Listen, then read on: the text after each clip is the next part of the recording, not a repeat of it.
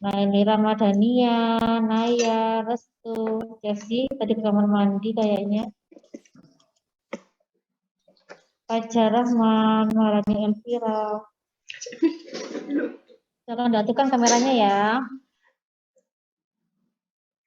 Anak-anak, setelah kemarin kalian mempelajari tentang unsur dari cerita prosa, khususnya novel, unsur ekstrinsik dan intrinsik, hari ini kalian sudah belajar untuk merancang novel atau novelet dengan memperhatikan isi dan kebahasaan baik secara lisan maupun tulis. Berarti kalau isi berkaitan dengan unsur intrinsik ya. Kalau kebahasaan berarti harus saya cek dari karangan kalian. Kenapa? Karena kalau hanya membuat rancangannya saja, membuat kerangkanya saja, tanpa menuliskan narasinya, maka saya tidak akan tahu seperti apa kualitas tulisan kalian. Naya, Jessie, silakan diaktifkan kameranya. Oh, ke kamar mandi ya. Baik. Selanjutnya, ini adalah goal kalian untuk pelajaran hari ini. Kalian bisa menyusun kerangka novel. Kerangka novel itu tidak hanya berkaitan dengan alur ceritanya saja ya, tapi lebih luas. Kerangka novel itu berkaitan dengan kalian mau mengambil tokoh siapa yang cocok dengan jalan cerita ini. Kemudian berkaitan dengan latar, ketika menggunakan peristiwa ini latar apa sih, latar tempat, waktu suasana yang tepat itu apa, dan sebagainya. Kemudian kalian bisa merancang novel sesuai dengan elemen-elemennya, maksudnya unsur-unsurnya ya, unsur ekstrinsik dan intrinsik. Kemudian kalian bisa mempresentasikan kerangka novel. Nah, ini dikerjakan secara berkelompok, dan ini akan saya gunakan untuk penilaian proyek. Jadi masuknya nanti ke nilai praktik. Kan kelas 12 ada nilai praktiknya ya. Pendamping saya mana ini nggak muncul. Lanjut. Nah, tadi kan saya menyampaikan novel atau novelet ya. Bedanya apa sih? Kalau novel, berarti kemarin sudah kita bahas cerita yang panjangnya berapa? Sekarang lihat di materi kita sebelumnya. Nah, novelet ini ada di antara novel dan cerpen. Novel kan cerita panjang, cerpen kan cerita pendek. Kalau novelet berarti adiknya novel. Itu panjangnya di antara novel dengan novelet. Selain itu, apa bedanya sebenarnya? Keliru.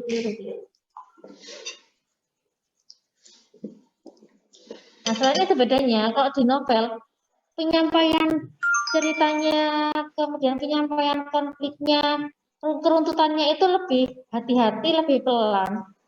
Jadi tidak terburu-buru karena panjangnya kan bebas ya.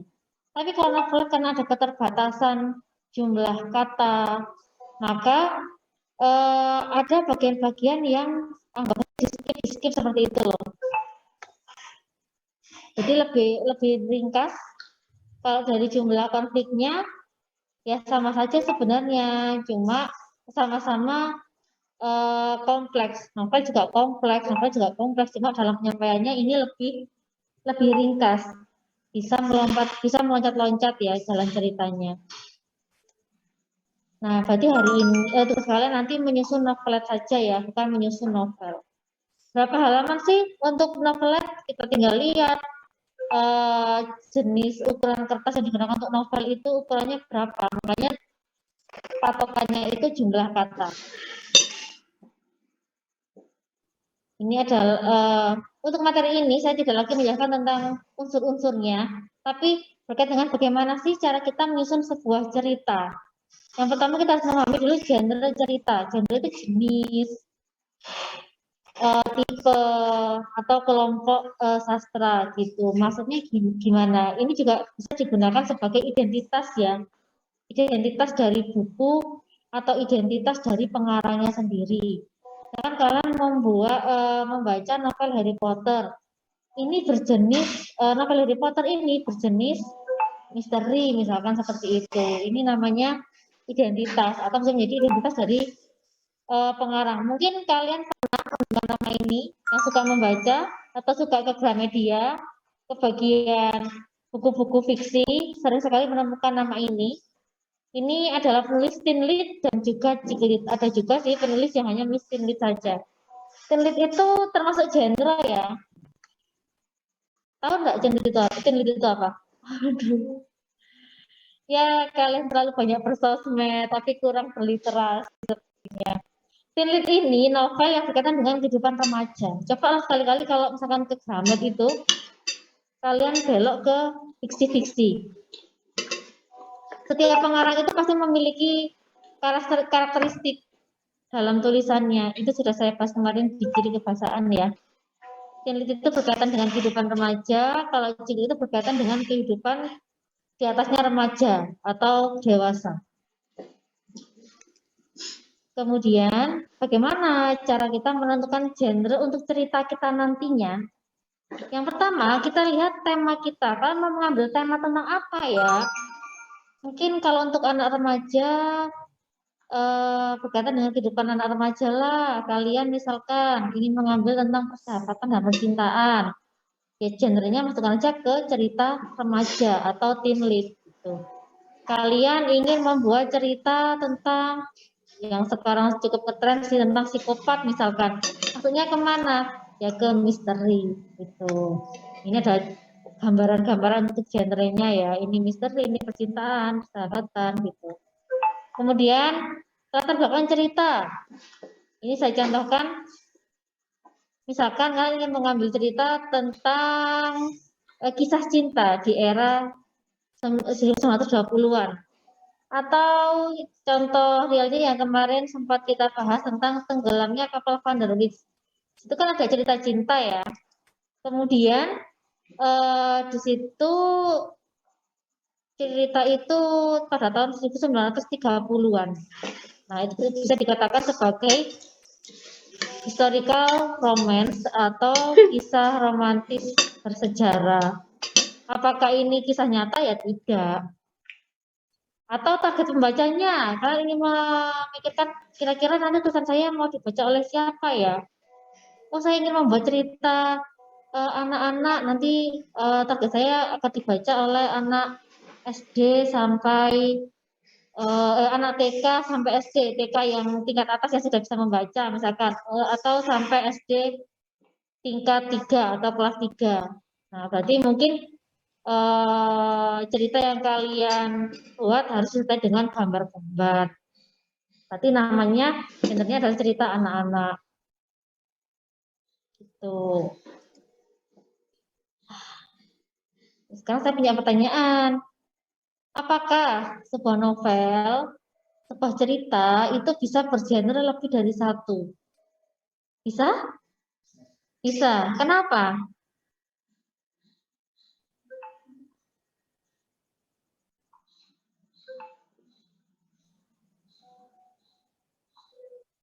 Kenapa?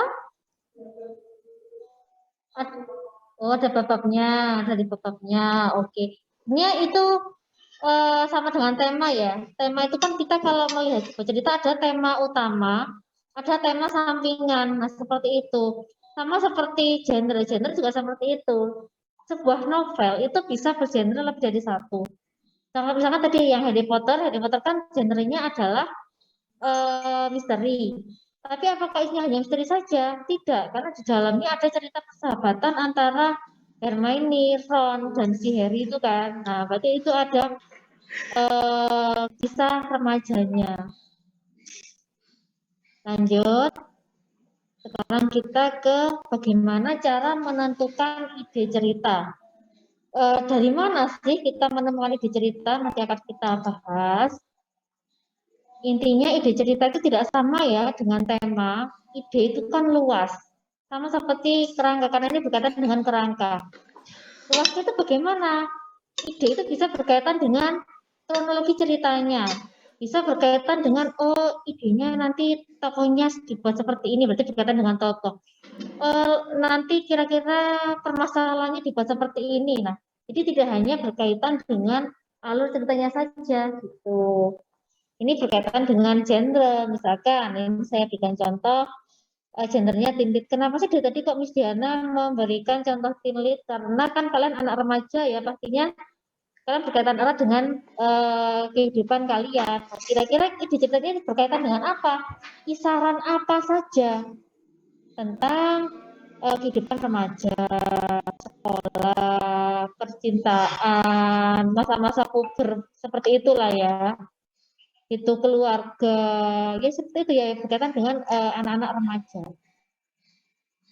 Kayak masalah cinta anak remaja itu apa sih? Oh, misalkan cinta pertama, menyukai kakak kelas, nah seperti menyukai sahabat sendiri, atau misalkan tentang penemuan jati diri. Nah, itu kan berkaitan dengan kehidupan remaja.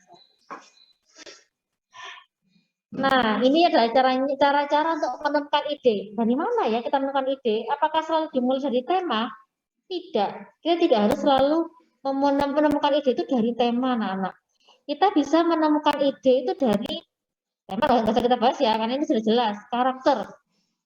Oh, mungkin kita punya bayangan karakter. Oh, saya itu mau buat cerita yang karakter tokohnya itu dia adalah seorang cowok ganteng, berkulit putih, dia adalah player basket utama di sekolah.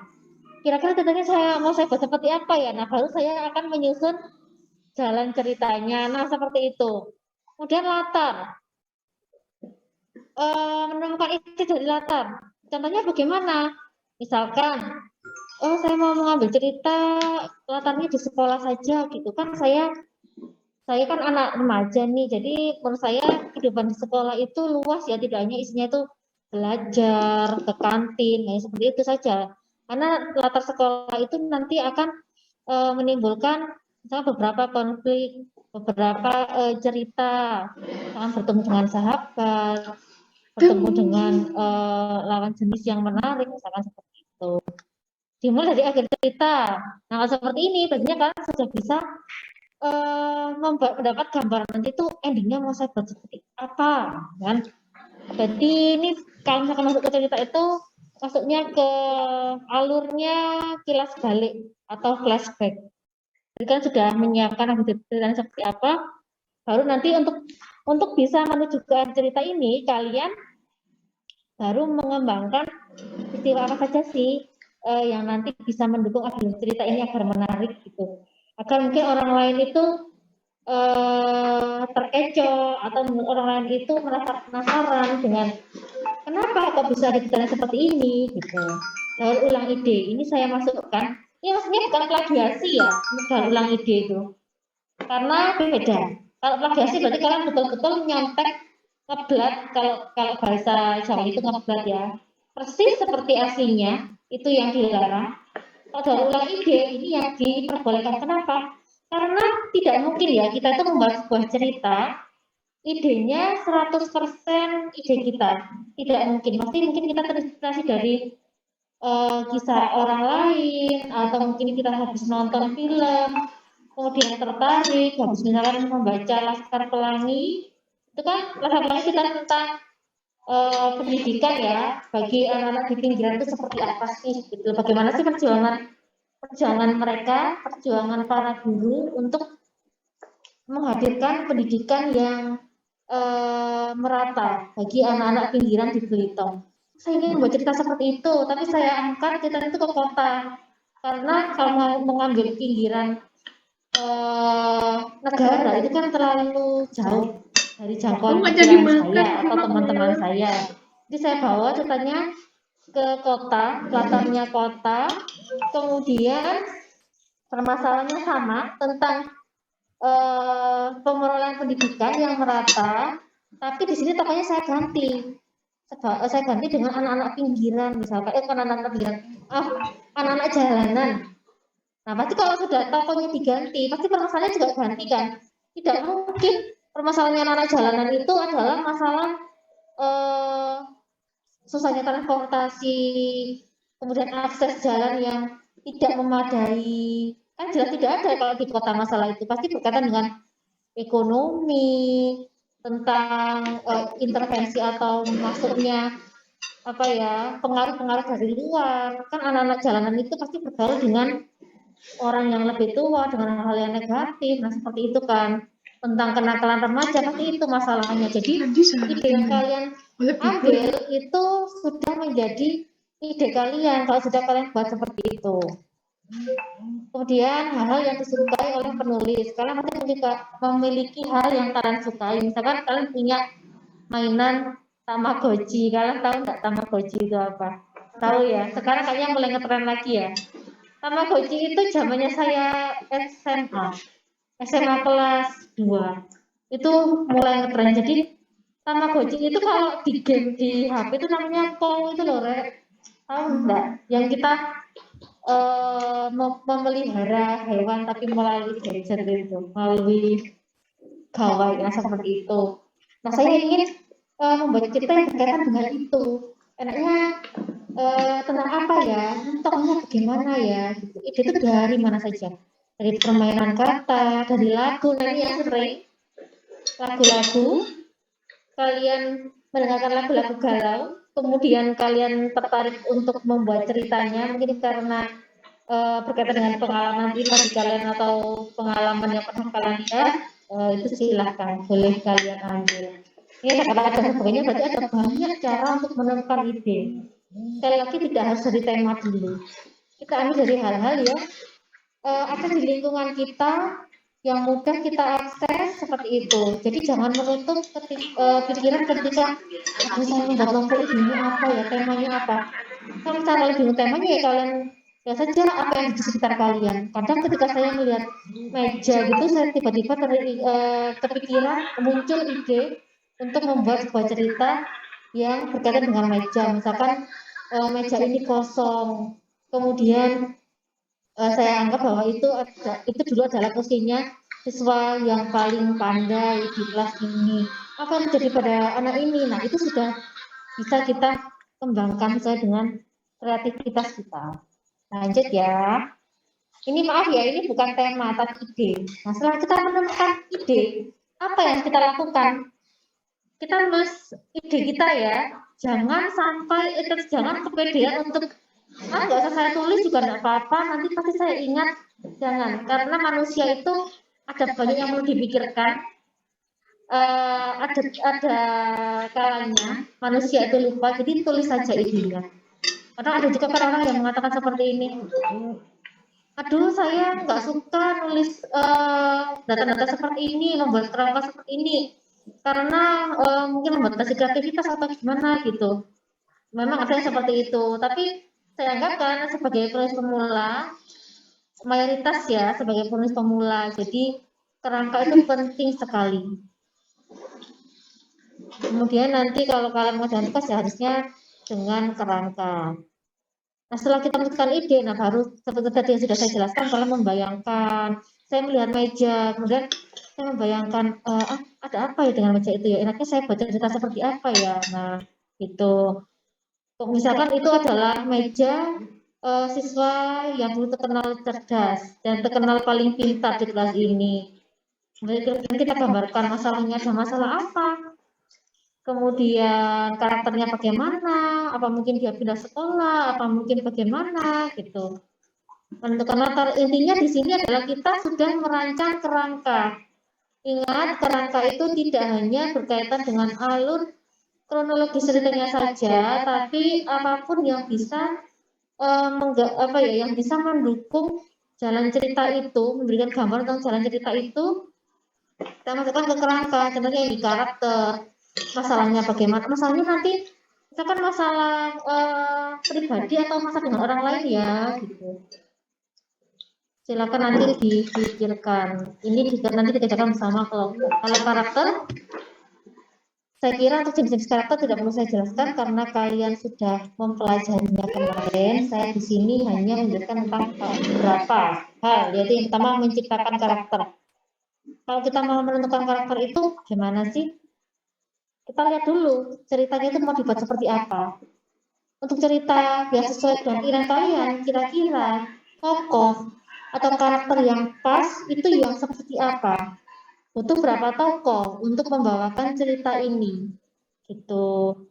Kemudian kalau misalkan bingung, kalian bisa melihat buku atau nanti bisa browsing lah ya tentang kepribadian seseorang. Misalkan gini, kalian browsing gimana sih karakter seorang tadi, misalkan saya ambil contoh yang cowok yang saya mau tadi ya, yang dia cowok pemain basket, kira-kira karakter yang cocok dengan dia itu bagaimana ya? Kita bisa browsing gitu. Biasanya kalau dia kan berarti bintang sekolah ya, bukan bintang kelas, beda. Dia bintang sekolah. Kira-kira bagaimana ya karakter cowok bintang sekolah itu? Oh, dia banyak yang menyukai. Kemudian dia kira-kira lebih cocok ke genit atau cocoknya ke playboy ya tokohnya. Ini bisa kalian browsing ya, seperti itu. Atau kalian langsung berkaca kepada teman kalian yang kira-kira berkarakter sama seperti keinginan kalian. Ada nggak sih teman-teman kalian yang langsung geleng-geleng? Misalkan, atau kalian lihat apa itu di film, misalkan, saya mungkin yang mengikuti film apa gitu, seorang cowok pemain basket, oh mau saya seperti itu anak-anaknya gitu. Itu silakan. Itu adalah bagaimana sih cara menentukan karakter. Kemudian ini adalah hal bagaimana mengembangkan karakter. Setelah menentukan, baru kita kembangkan karakternya. Yang pertama, ini seperti yang sudah saya jelaskan di materi penokohan. Penokohan adalah apapun yang bisa menjelaskan tentang tokoh, tidak hanya wataknya saja, tapi bisa keadaan fisik, kemudian kehidupan dia di masyarakat itu bagaimana, statusnya dia, pekerjaannya dia, hobinya apa, itu bisa kalian masukkan. Apakah semua tokoh itu harus dibuat seperti ini? Tidak. Misalkan gini ya, ada tokoh Abraham Ade dan Farah, mereka itu pacaran misalkan, bertengkar. Tokoh utamanya itu Abraham dan Farah. Mereka bertengkar di gerbang sekolah. Terus ketika asik-asiknya bertengkar, tiba-tiba ada lewat tukang es ini. Nah, seperti itu. Apakah tukang es yang lewat ini perlu kita jelaskan ada karakteristiknya, fisiknya, psikologisnya, wataknya, kemudian statusnya dia, hobinya dia apa? Halo, di rumah? Kok nggak ada yang respon ya? Saya kalau ini selalu enggak nih. Terima kasih sudah merespon saya ya. Tadi kemarin saya dikacangi ya di kelas ini.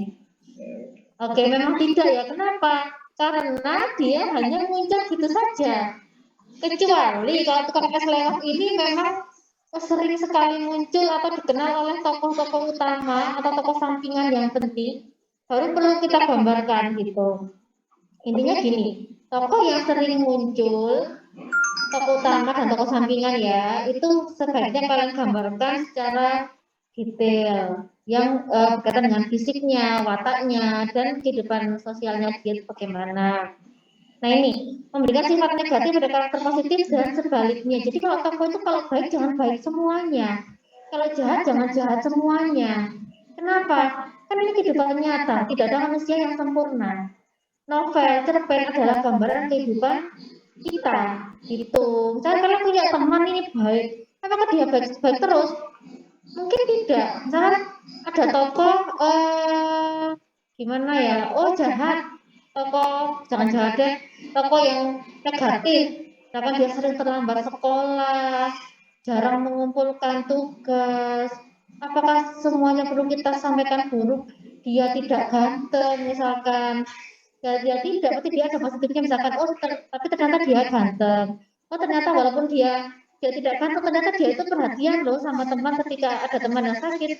Dia yang berinisiatif untuk mengajak teman-temannya menjenguk teman yang sakit itu. Jadi kalian buat seperti ini ya.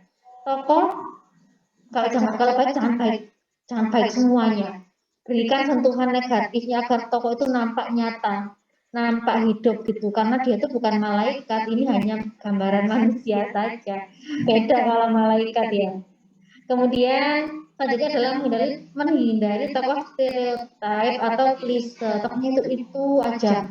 Kalau bintang kelas digambarkan dia itu misalkan pendiam, berkacamata, rambutnya panjang, kan cewek gitu kan ya. Terus dia itu kuper, kenapa harus selalu seperti itu? Bisa nggak kita membuat cerita dengan karakteristik yang tidak itu saja? Nah, itu namanya kita menghindari tokoh yang klise. Misalkan, oh tokoh ini adalah tokoh bintang kelas, tapi dia itu anaknya humble, dia itu bisa diajak kerjasama, dia enak kalau diajak jalan gitu. Contohnya, dan harus logis karakternya.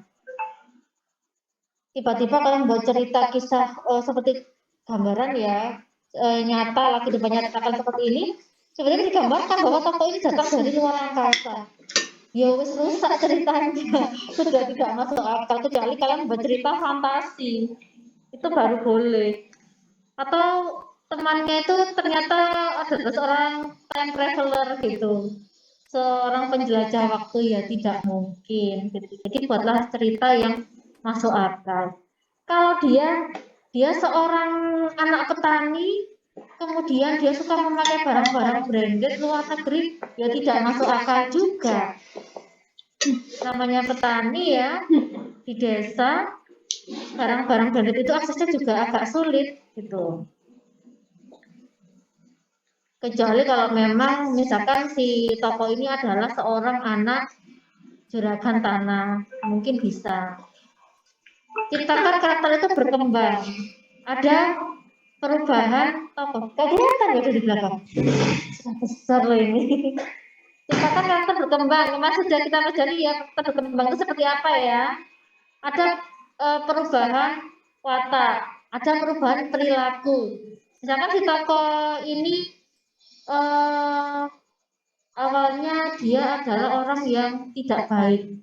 Setelah mengalami masalah yang bertubi-tubi, dia akhirnya tersadar dan bertaubat. Nah, berarti kan ini ada perkembangan. Apakah semua tokoh harus berkembang? Tidak harus. Kita bisa mengambil tokoh utama saja atau tokoh sampingan yang memang dibutuhkan untuk berkembang. Misalkan kalian nonton Ikatan Cinta, tiba-tiba si Elsa itu menjadi baik karena mengalami sebuah masalah. Dia tersadar gitu, bisa kita ambil seperti itu. Kemudian ini plot ini hampir sama dengan alur. Kalau alur itu lebih ke runtutan cerita, kalau plot itu lebih luas, bisa diikuti dengan hal yang mendukung plot. Misalkan ini saja ya, saya tunjukkan dulu plot itu apa intinya plot itu ada bagian awal, tengah, akhir, hampir sama kan seperti alur, cuma yang membedakan adalah nanti plot itu bisa diikuti dengan bagaimana ya pembukanya, penutup ceritanya. Jadi secara utuh kalau nanti menjadi sebuah novel itu bagaimana, karena di dalam novel itu nanti tidak mungkin isinya hanya cerita utuh saja, pasti ada prolog, ada kalimat pembuka seperti itu. Nah, untuk bagian awal, saya kira kalian sudah paham ya, bahwa bagian awal ini kalau struktur nanti ada abstraksi, ada orientasi. Kalau tengah berarti berupa masalah mulai muncul, masalah memuncak, seperti itu. Akhir berarti berupa kesimpulan.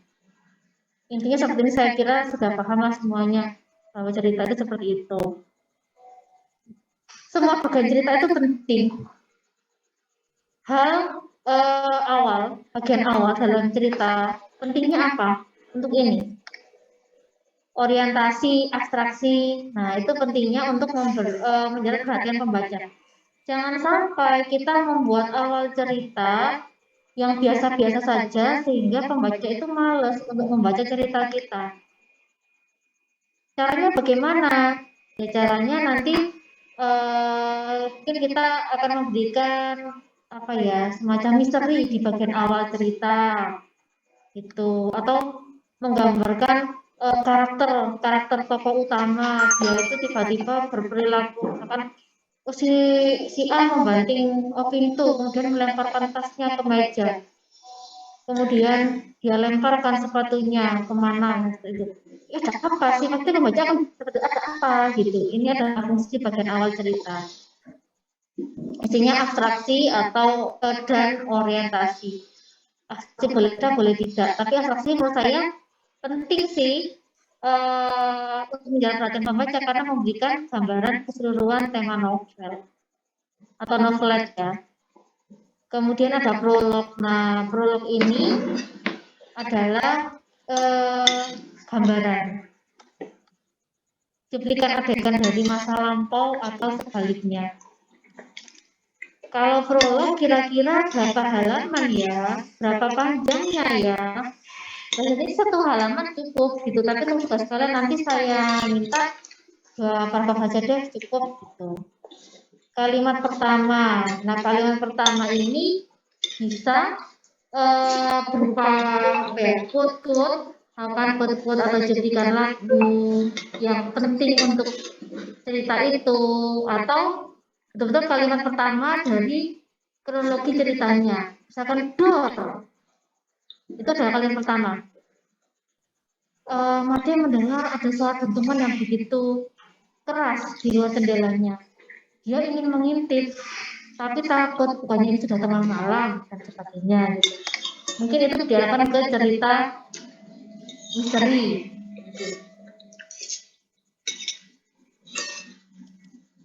Kemudian bagian tengah, nah tengah ini sudah berupa inti cerita berkaitan dengan konflik.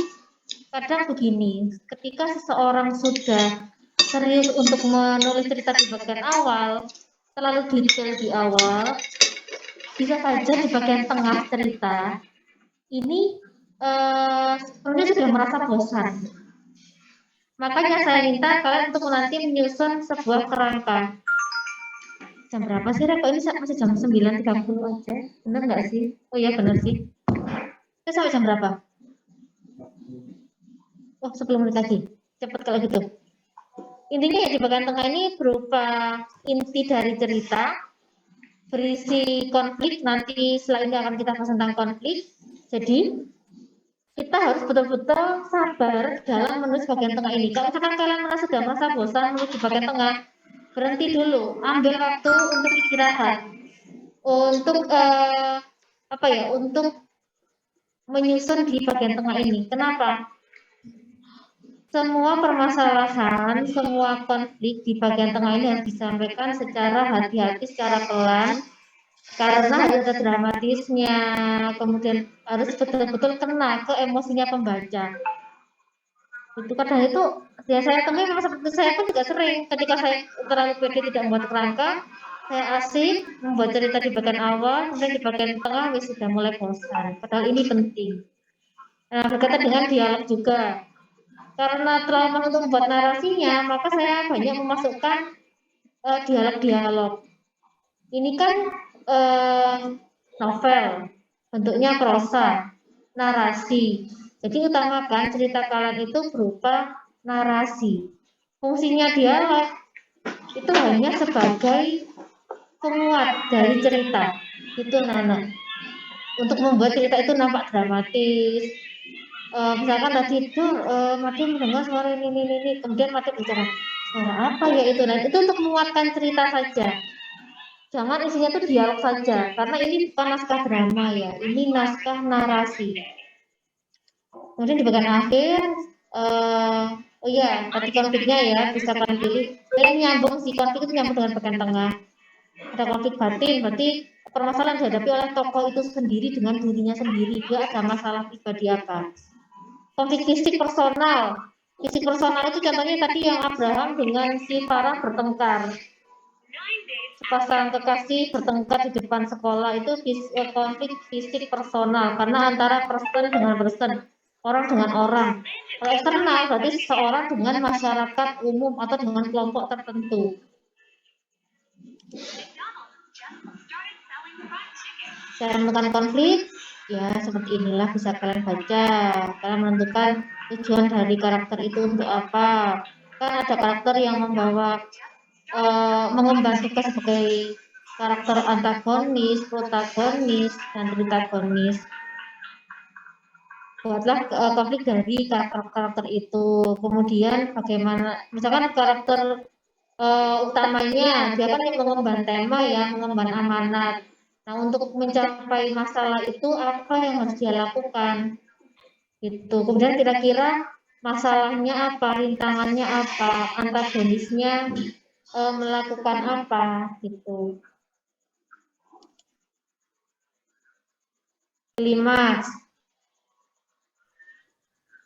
Intinya apa yang saya sebutkan di sini sudah saya jelaskan tadi sih tentang ini ya, klimaks ditulis secara detail, harus diikuti dengan resolusi atau penyelesaian masalah. Penyelesaian masalah itu macam-macam, nanti akan saya sampaikan.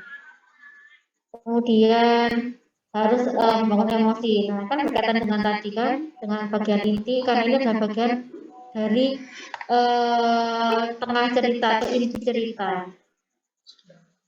Nah, bagian akhir, ini yang tadi sudah saya sebutkan, penyelesaiannya bagaimana, endingnya, bisa kalian pilih sad ending, happy ending, atau gabungan antara dua-duanya. Emangnya bisa gabungan antara sad ending dengan happy ending? Bisa ya, misalkan gini, mereka tuh ada sepasang sekelompok sahabat lah, isinya misalkan ada 5 orang. Kemudian mereka tuh bertengkar karena misalkan masalah nilai, kecurangan nilai, karena geng ini geng pinter gitu di sekolah, geng kutu buku. Mereka bertengkar karena masalah nilai. Ada salah satu teman mereka tuh yang misalkan mencontek atau ngerpek waktu ujian. Terjadilah pertengkaran antara mereka, ada yang membela, ada yang betul-betul bertentangan dengan dia. Nah, kemudian akhirnya kan mereka berpisah ya, tidak menjadi sahabat lagi. Nah, di bagian akhir disampaikan bahwa si tokoh A itu misalkan mengalami kecelakaan. Akhirnya itu kan sedih kan ya, si tokoh A mengalami kecelakaan. Tapi teman-temannya yang lain akhirnya mendapatkan kesadaran bahwa mereka ini sebenarnya adalah sahabat. Gitu. Akhirnya mereka kembali lagi, rukun lagi menjadi sahabat. Nah, itu adalah gabungan dari happy ending dan sad ending. Ini akhir yang salah ini yang sering kita temukan di film-film ya. Kita kiranya begini, ternyata ada ending yang lain gitu. Misalkan film itu Squid Game gitu, kita kiranya ini ternyata endingnya ada kakek-kakek apa itu misalkan yang suka nonton drakor aja ya, akhirnya menggantung. Nah, menggantung pun ada berbagai versi ya. Ada menggantung itu benar-benar kita tidak tahu endingnya seperti apa, atau sebenarnya sudah ada spoiler yang di awal, sudah ada teasernya ya, bahwa tanpa disampaikan endingnya bagaimana, kita sudah mendapat gambaran endingnya itu bagaimana. Epilog dan kalimat terakhir juga sama seperti prolog tadi, menutup cerita. Kalau kalimat terakhir untuk menandakan bahwa kita itu betul-betul sudah berakhir, sudah ending. Bisa berupa dari kalimat kalian sendiri atau dari apa itu ya, lagu, quote, silakan. Atau mungkin ada kata-kata dari si tokoh itu yang betul-betul mengena dan betul apa ya, dan bisa kita jadikan sebagai kalimat terakhir, boleh kita pakai. Nah, ini pembagian bab. Kalian sangat, saya sendiri ya, saya itu kalau membaca novel, kalau sudah dibaca dalam beberapa bab itu saya senang banget membacanya. Tapi kalau begitu cerita langsung jalan, itu tidak ada pembagian bab, seolah-olah kapan sih cerita ini berakhir? Saya sering merasa seperti itu. Makanya saya anggap bahwa pembagian bab itu penting. Nah, memastikan bahwa cerita itu tetap enak dibaca.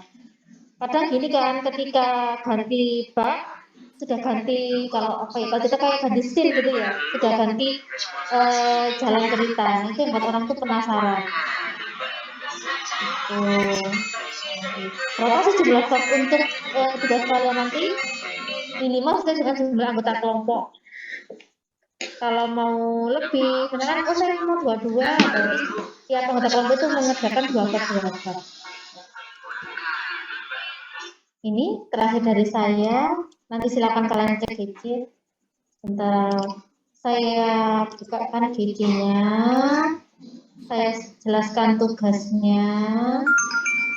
Belum mana nih? Ini agar kalian paham ya.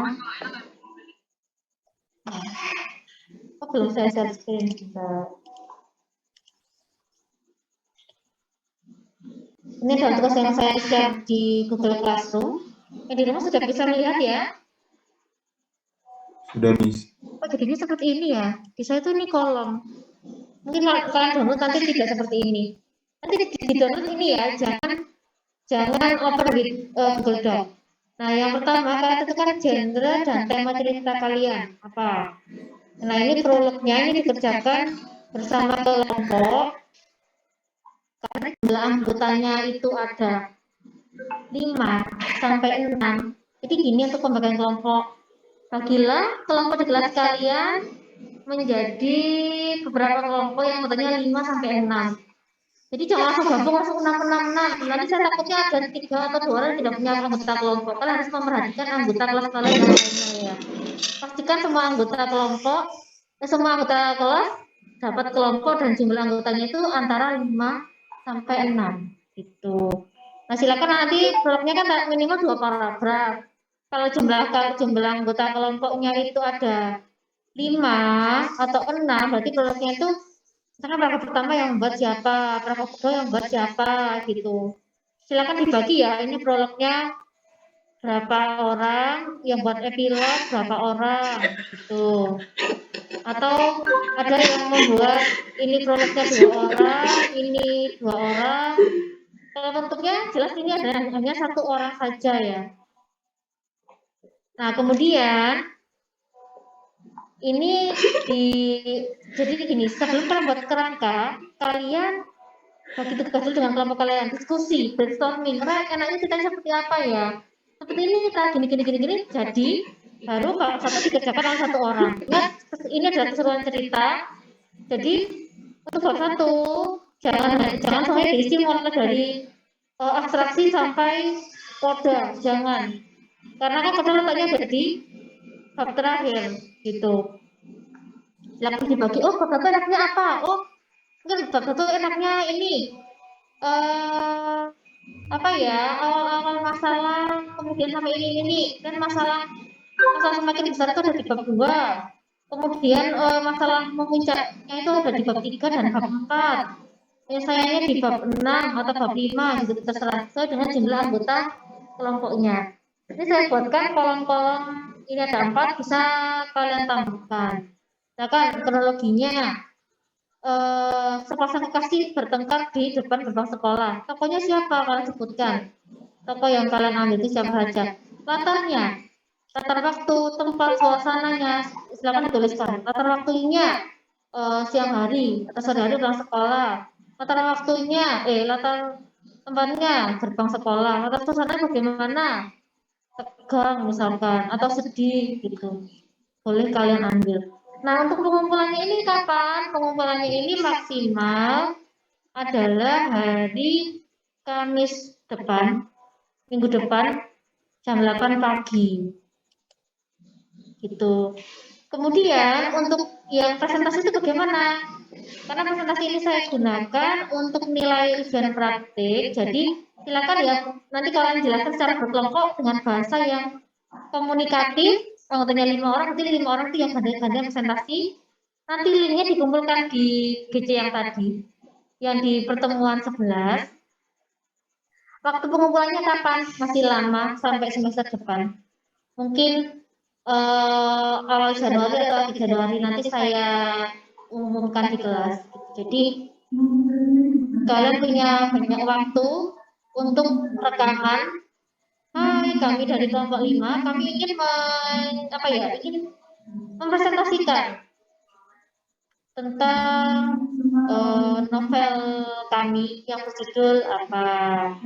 Nah, cerita ini kami mulai dari prolog. Prolognya kami ceritakan tentang bagaimana si tokoh ini dan tokoh ini dan tokoh ini dan sebagainya. Itu ya.